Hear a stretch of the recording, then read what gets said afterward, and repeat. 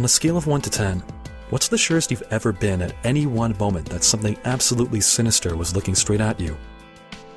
I'd rate my experience earlier tonight at about an 8. I was driving home from my parents' house at around 10 p.m. They only live about 10 minutes drive from me, but what a difference 10 minutes makes. They're out in the country, no streetlights, it's Michigan in the middle of winter, and I made the terrific decision to take a relatively unkept road home. The same road where I collided with a deer not 2 months ago, instantly vaporizing my Christmas fund. It's Deer Central out there. Well, I was headed down this road at about half the speed limit, eyes peeled for some of the four-legged white-tailed terrors, and my eyes were starting to get strained by the headlights of an oncoming vehicle. It was at least a half mile away, but the high beams were on. I guessed it was a truck, though I didn't want to look too closely and then be blinded to some furry wrecking machine sauntering out in front of me, so I kept my eyes off that side of the road as much as I dared. As I got closer, I realized I was right. It was a pickup truck. But it wasn't heading toward me. It was parked on the shoulder, and the emergency lights were blinking. I slowed down even more, waiting to see the telltale signs of a deer collision. Imploded grille, cracked windshield, missing side mirror, and, obviously, a deer corpse. Once I was alongside the pickup, I still hadn't seen any damage. Now that I was out of the light's glare, I could see that the truck was pulling a horse trailer. The trailer must have been wired in, because the red lights on the back were blinking on and off in time with the emergency lights on the truck. I rolled down my window to talk to whoever was in the cab, but once I looked closer, I realized the truck was empty. "Hello?" I called. No answer. Then I heard the scraping and thumping. It sounded like someone slamming an upside-down bowl onto a surface repeatedly. It was coming from behind the trailer. I looked out my windshield and saw a loop of rough rope making up part of a knot around a handle on the back of the trailer. I couldn't see the rest of the rope, but the knot seemed to be sliding up and down the handle a bit. I inched forward in my car, peering around the corner of the trailer. Sudden movement startled me. Then I realized what an idiot I was. The rope led to a harness fastened to a horse. The large, brown creature was scraping and stomping its hooves on the ground, standing close to the ditch, stretching its rope across the back of the trailer. As I pulled up further, it glanced at me, snorted, and went back to stomping. Thinking I was probably irritating it, and knowing there were no other cars for miles, I switched off my headlights. It kept stomping. I looked at the ground around its hooves. The snow was tossed up, and in some spots, the horse had chipped off bits of the dirt shoulder. He'd been out here a while. "Hello?" I called again, fully expecting a response from the dark field on the other side of the ditch. Nothing. I looked at the horse again. Steam shot from its nostrils. Then I looked back at its hooves, and the ground around them. I'm not a Boy Scout, but fresh snow makes it fairly easy to piece simple stories together. In the brief, flashing intervals of red light afforded to me by the trailer, I was easily able to make out boot prints alongside the trailer, obviously coming from the cab. They turned and led along the back of the trailer, then into the ditch, past the bubble of red light. Then there were the same boot prints coming up from the ditch, accompanied by hoof prints. Presumably, this guy's horse had gotten out of his barn or pasture nearby, and he was out here to retrieve it. That was my Columbo moment. Then there was the whole area in between the horse and the side of the trailer closest to me. I could see the boot prints, but they weren't in a straight line. They seemed to be all over the place, pointing everywhere, like a person jumping around, or hopping from one foot to the next. And mixed in with them were other prints. The new prints looked a bit like the inside of a peace sign, a Y, with an extra line between the forked lines, about twice their length. There was no real sole or pad, but each toe, if you could call it that, was thick, at least a couple inches wide.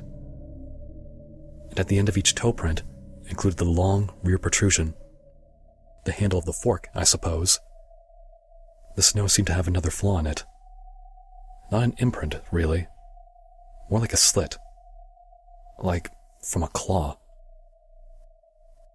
These prints were as mixed up as the boot prints were, but tended to stay closer to the road. Whatever made them, the guy wearing the boots would have to get past it to get back to the cab. Out from that mess of prints, both human and, I guess, animal will do, erupted a straight line of boot prints with long strides heading back along the road, away from the truck and trailer, past the edge of the red light. They continued into the darkness that I knew would be uninterrupted until the first street light a mile away.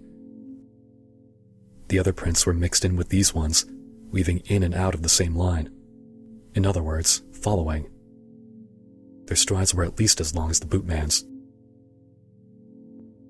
I stole one more look at the horse, still clearly agitated, and at the prints right behind the trailer.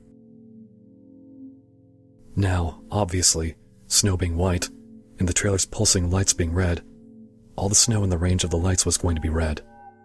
But I know it wasn't my imagination that some patches, here and there, were a different shade of red than the rest. And with the dim light and the horse's dark fur, it was hard to be sure, but I thought a few long lines were glistening down the animal's side.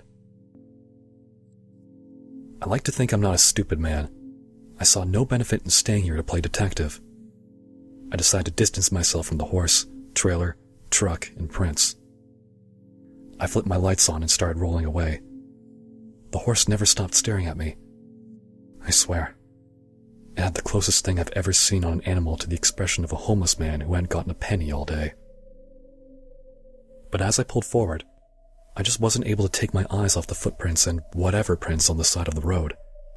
About 10 feet past where the red lights would have ended, there was another scuffle. Both sets of prints mashed together, definitely a couple spots of dark pink snow, and then just the boot prints, continuing their journey. But off to one side, they left a much larger imprint, roughly human-sized. There were shapes on both sides of the body. They were wide and somewhat wrinkled, like the imprint of a jacket a child would leave after laying in the snow. They fanned out from the main body, leaving drag marks, like something unfurling.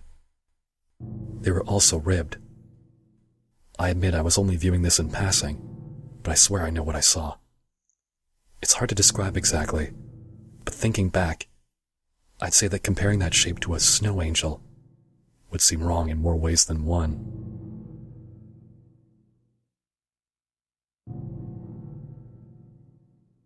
I kept moving, picking up just a bit of speed, but I was still going fairly slowly so my tires wouldn't burn out on the snow and ice.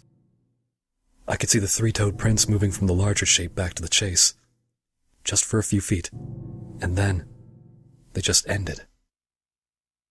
The boot prints carried on for another 40 feet or so. Then they ended too. At this point, I had to stop. I don't mean that I really decided that I wanted to. It's like my brain just needed to verify that I was seeing this right. 2 sets of prints, one human, one not, both just ending. No sign of a change of course, or dive to the ground, or anything. Pure, untouched snow on all sides. Well, not totally undisturbed. I think something in my brain was just misfiring at that point, trying to make it all fit, and so I looked back once at the trailer and truck, highlighting in a blinking red aura.